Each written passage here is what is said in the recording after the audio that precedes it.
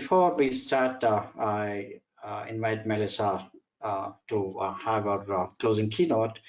Melissa is going to talk about team members versus FTE, the humanistic approach to WFM. Very unique and very impressive topic. That's what I see. And to talk about Melissa, and most of us know about Melissa, for benefit of others, Melissa Johnson is the global head of workforce management of TELUS International, where she empowers 700 WFM professionals across the world to support over 40K team members.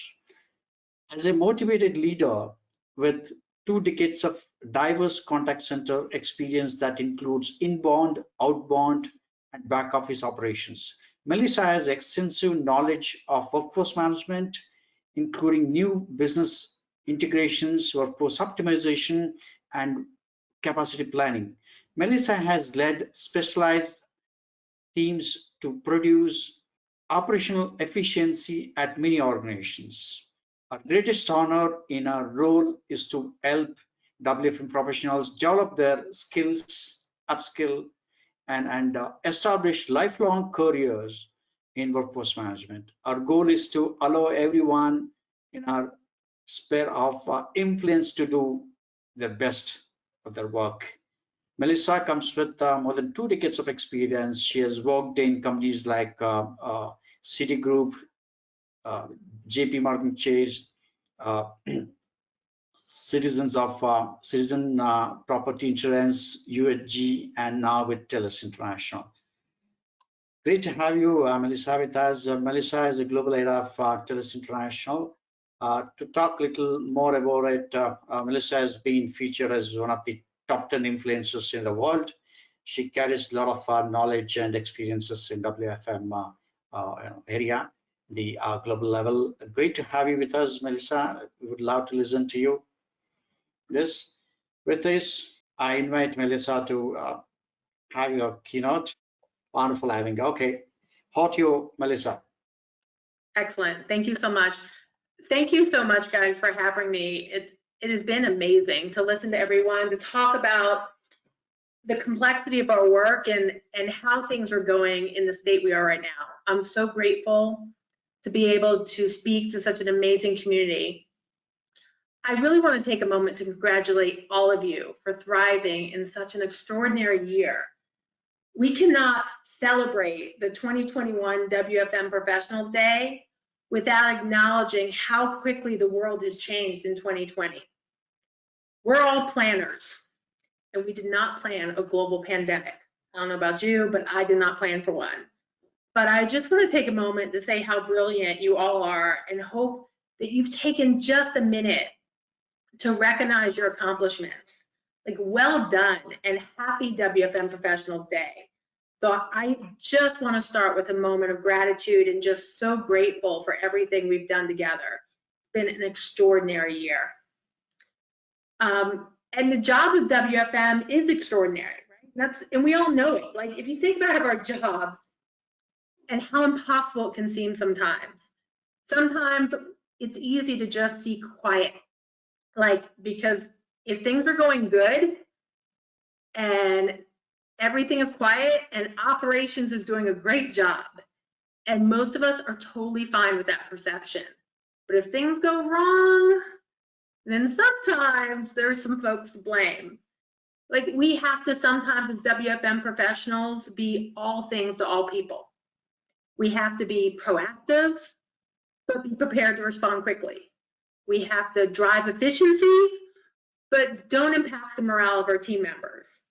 We have to create perfect schedules, but also make sure everyone has their preference.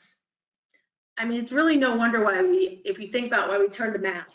When someone asks us, why can't you have 95% service level with 90% occupancy in a low queue that's 24/7? Math, that's why. Why can't you cover our queues 24/7 with 3 RTAs? Math. We love math.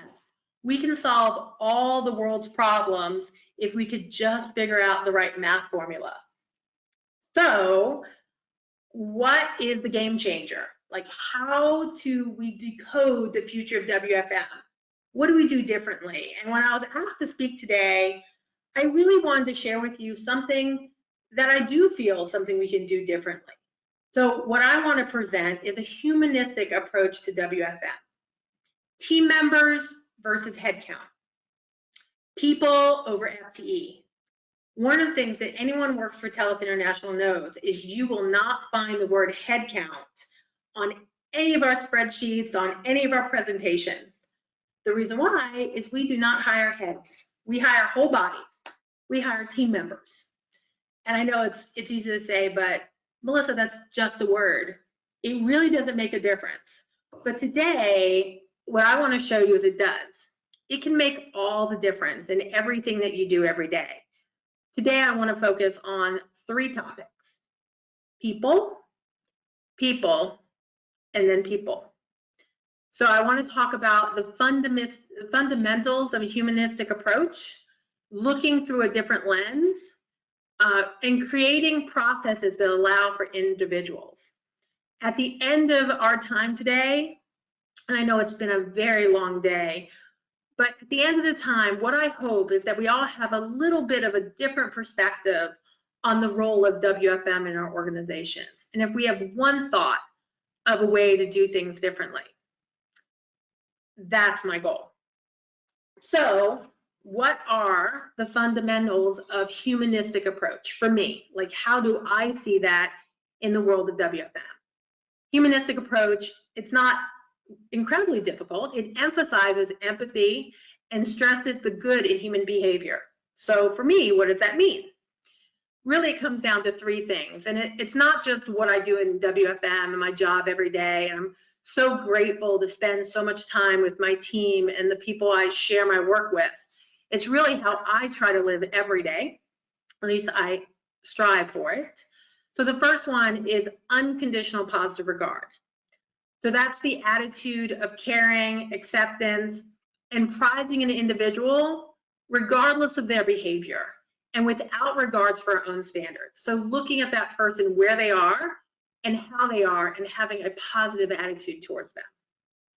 So what does that mean for WFM if I'm going to apply unconditional positive regard to WFM? It means a person is more than their performance, or a KPI alone doesn't judge a group. So when you look at a team's absenteeism or a group of outliers for AHT, try to remember that there are no morals attached to numbers. Numbers are not good and bad. They're just are. They are what they are. The people are more than their numbers. The second belief I have is the belief that everyone is striving to do their best. No one comes to work and expects to do badly. Nobody. Everyone wakes up and wants to do their best, the best they can do in that moment. So for WFM, we have to create opportunities for them to do their best. That goes to our WFM specialists, our operational partners, our team members. We're huge influences on what shapes the days of the people in our organization. I don't know if many of you realize how much power you have to shape a day, but you absolutely do. And the third principle in my humanistic approach for WFM is to assume positive intent. And this one can be a little challenging at times. And my team will attest, I've told them this many times, that I frequently take this assume positive intent one step further to say, assume positive intent to the point of delusion. Now, that's not to say I have blinders on and I'm gullible. Remember, I'm the one who has the math. But it means I strive to approach every conversation assuming that the other person means no harm and we're both working towards the same goal. And even if prior interactions do not reflect that, I approach each opportunity, each conversation as a fresh opportunity. So all 3 of these fundamentals work together to ensure that everything we do revolves around the most important thing, which was my first point, people. So if we move on to the fundamentals that we've talked about, And now we talk about looking at our job through a different lens. So when I say look through a different lens, ask your questions from a position of your team, your operational partners, your team members in your scope of influence. So ask, like, what does WFM do? If I was to walk into your organization and walk up to a team leader and ask, what does WFM do? What would be their perception of that? What lens would they look through? If I went to a frontline team member and I asked, how do you feel about WFM? What do they do in your life? How would they feel about your organization? I'm going to share with you actually a bit of a story that happened to me. It was not a great story. I certainly didn't like that it happened, but I think it really puts in the point of the different perspective. So I was outside in the outside deck in our center in Ireland. And of course, I'm surrounded by team members and no one knows who I am because I do not work out of Ireland and they don't interact with me. I'm the workforce leader. And the team members around me were talking about their schedules. And it was not good. One of them was saying how horrible their schedules were. They could never get a day off they wanted. The other one was talking about how their schedules were constantly changing and they didn't understand. Someone else was saying how bad their breaks were. I was mortified to be sitting there listening to the work of my team being played out through the eyes of the team members. I mustered all my courage, and if you don't think it takes a courage to walk up through a horde of team members on an outside deck on their break as the workforce leader, well, you should try it. But I mustered all my courage, and I walked up to them and I said, I'm so sorry. Could I interrupt you for a moment? And I explained who I was and what my job was and how much I would love to hear their feedback and perspective. I then immediately took that perspective right to my team to find out what had happened. And it turns out we had a big change we had all agreed to, that our clients needed a change in schedules, and we worked with operations and we came up with a common goal and solved for that, but no one really expressed that to the frontline team members of what was going on and how that would impact them. So it was a big moment for me. And how do I change my perspective on what we're doing to make sure we know who we're impacting? So what I ask you to do when you look through a different lens is, if you are a team member, and if you were given the ability to make your team schedules for a week, what questions would you ask your peers, right? You would probably ask them, what do they want to work? What are they doing? How would that go? And then what questions would you ask your supervisor?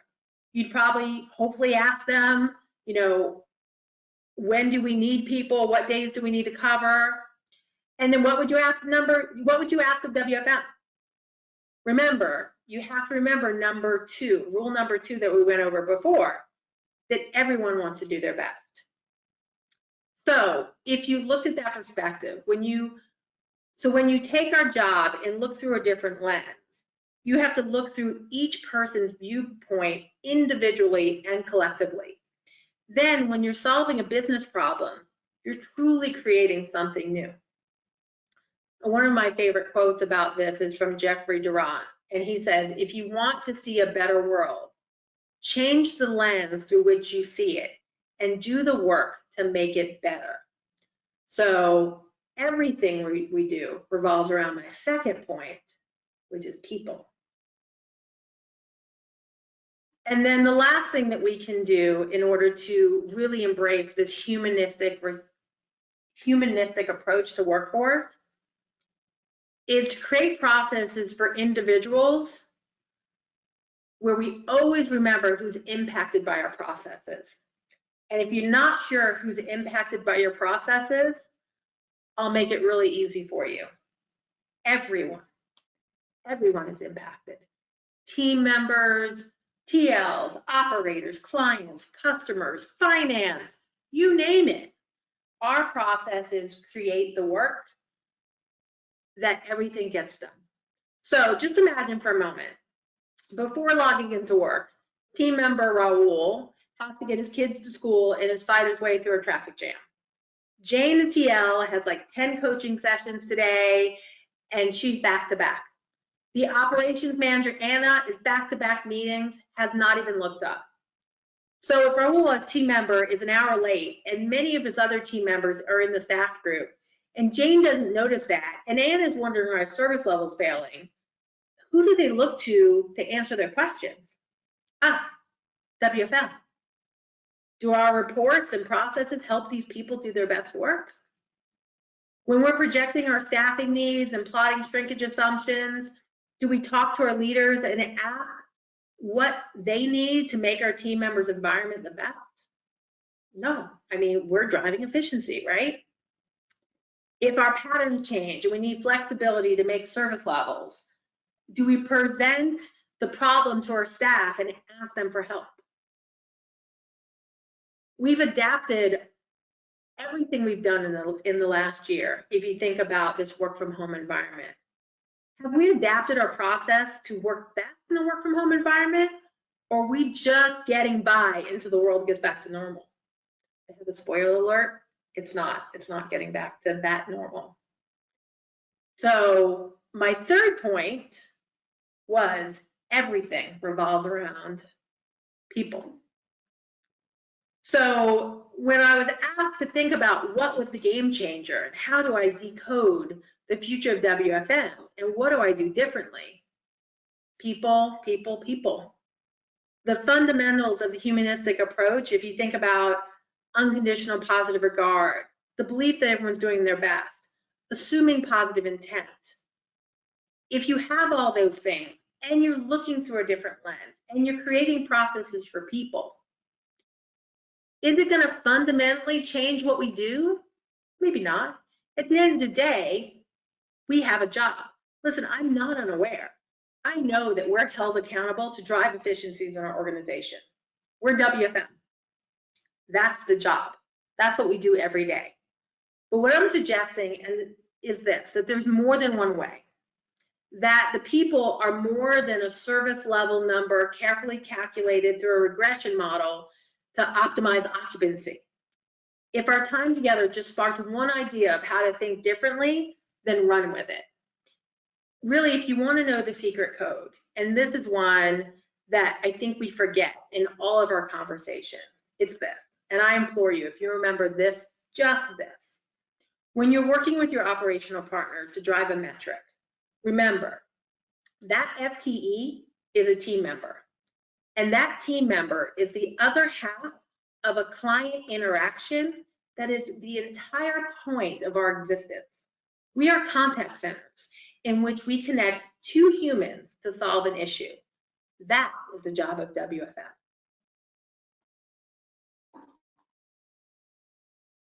With that, I was so happy to speak today. And Shifa, I will hand it over to you if there's any questions. Thanks, Melissa. Really heard the humanistic approach. This is something that, we all miss and everyone misses this out. And how important is something, like we really empathize this from your speech. Amazing. We have a question. How do you build this from as usual working to, build this humanistic approach in the organization? Very rarely it is seen in the organization. How do you build this, the organization as a culture? I'm sorry, the question was how do we build that as a culture in an organization? Yeah, how do you build the, humanistic approach in the organization? That's a great question. I think it's really the conversations with all the groups, right? So for us, one of the things that we try to do is touch on everyone, right? We know internally we have our goals, but bringing that goals to the greater group, even sometimes for us, if it comes to the conversations with a client, to say, listen, that level of flexibility that you're asking for doesn't match the commitment we make to our team members. And do we strive, do we get it right every time? Absolutely not. But I think it's more about the conversation and knowing we're all there for the common goal. I would much rather go to someone and say, this is why we're asking you to do this, than just telling them it has to be done. So I think that's the first step, is opening up the conversation.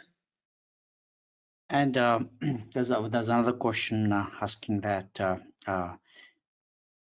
is this something that WFM professionals must have or nice to have skill? Is it, I'm sorry, is it a nice to have skill? I'm trying to track the question in the panel. That might help. Is it nice to have a skill, or as a WFM function, WFM professionals, as a humanistic approach? We are in the technology world, getting into the technology world where like we are losing the human touch. We're all working from remote. Like we are talking about work from anywhere. We do not have touch of our colleagues and people in the organization. In this scenario, that how do we really help connecting to people and building kind of bonding and working together and achieve the productive and efficient outcome? I think it's a must to have, not a nice to have. And I agree. I think one of the things about this work from home environment that's different than what's ever been before, because even we've heard people talk, oh, well, we had work from home before, maybe in some regions, not others, but it hasn't always been everyone, like every WFM professional, every operator, every front end team member, every customer is in this odd environment of work from home. Like sometimes even the screen time exhaustion, like right before my panel, to be honest, I did this for like 3 minutes just to give myself a break from staring at a screen. So to connect in this environment, it is more effort, it is more work. And I actually had a planned activity that I was going to do today, and I'm just going to tell you about it because it helps me connect and remember how to connect in a virtual environment. So generally, one of the things I have my leaders do sometimes in a room or when we're on a panel, I have them all grab a sheet of paper. And I say, okay, go grab a sheet of paper. Now what I want you to do is everyone write down the first names of all the people that report to you. And they get that pretty easily. And then I say, write down their last names. Maybe that's a little harder. And then I say, how many kids do they have? What are their names? Who are their spouses? What do they do for fun? And you can see we're all math people. So their eyes get real big and go, well, I don't know that. Like, why would I know that? But that's the whole point. If we're trying to drive a team virtually and we don't know what makes our people tick, we don't know what's important to them, then they're not really going to care what's important to us. So I think in the virtual environment, it is more effort. It is more work to connect, to be like, for me, maybe I'm with my director once a week for an hour other than in meetings. And if we don't make that time meaningful and we don't really connect, then we're going to lose touch of that humanistic approach. And they're going to lose touch. Like, I don't want my workforce managers and leaders to be police. Like, that's not their job. Their job is to partner, to give operations all the tools to what they do. If we've got to where we're the WFM police, then we're not anywhere close to that humanistic approach. Great. A very insightful answer. There's a question now from Jason. With that approach, I'll have allow it. I'm curious, however, it is there been any sort of gains, that is efficiency gains out of this approach or culture? It's a question Absolutely. from Jason. I don't see, I have certainly seen an organization take the moment the pandemic happened, where we had people just, in our centers, grabbing laptops, getting ready to go. For me, the team members, if you involve them in the problem you're trying to solve, they're going to work together to solve it. And I know from my workforce management team, I rarely give them a solution. I give them a problem, and then they're going to figure out how to solve it. So I think that humanistic approach works for all aspects. It works for our leadership. I mean, it's easy to be directive. It's easy to take direction and give it back. But that is only going to get you so far. If you want everyone working towards together, you really have to open up the conversation. I'm definitely not saying we do it perfectly. It's very challenging to constantly have that approach in everything you do. And I think in workforce, it's probably even harder because we're math people, right? It's not our natural state. Our natural state isn't the warm and fuzzy, isn't to ask, well, what do you think? Because honestly, sometimes we know the answer already, right? We're We're smart. We got all the math. But if we're just showing that we're right all the time and we're not involving everyone else in the problem, we're not going to get the same buy-in. So that's I think the hardest thing for us, coming from a point of knowing to allowing everyone else to participate in the solution. At least for me, that's the hardest part for me. It's a fabulous answer. Okay, saying that, like, it's good stuff, great learning. Wonderful. Excellent. I was really grateful to be here today. I know you have another wonderful day planned, but really super excited to be part of the community. And if you guys just take a moment to acknowledge all the WFM professionals that work with you all day, it really has been an extraordinary year, and just the amount of effort and work and support for each other has been amazing. I'm so thankful for this organization. Thanks, Melissa. I mean, you have been very supportive, in fact, participating and also encouraging to take some initiatives, and also, like, being there with us has been a phenomenal. In fact, since last year has been a great support from you, and you've been a great inspiration and also influencer. I think going forward, we will definitely do something as far as women leadership is concerned. I don't know if you could lead that. We have a lot of leaders all over the world. We were able to gather only 10 of them so far, including your 2 members. I'm sure that by next year we'll be able to gather hundreds of them, and keep building kind of new initiatives and new influential factors. And I think we should be able to drive a lot of things throughout the world, and we'll be able to create huge impact. As far as the building great knowledge sharing and also professional networking platform. Thank you. And great having you with us for the concluding session, Melissa. It has been a great pleasure having you with us. And thanks for taking your time out on Fridays. And great to have you with us, and looking forward to seeing you in future of events. Thank you. Have a great day, guys.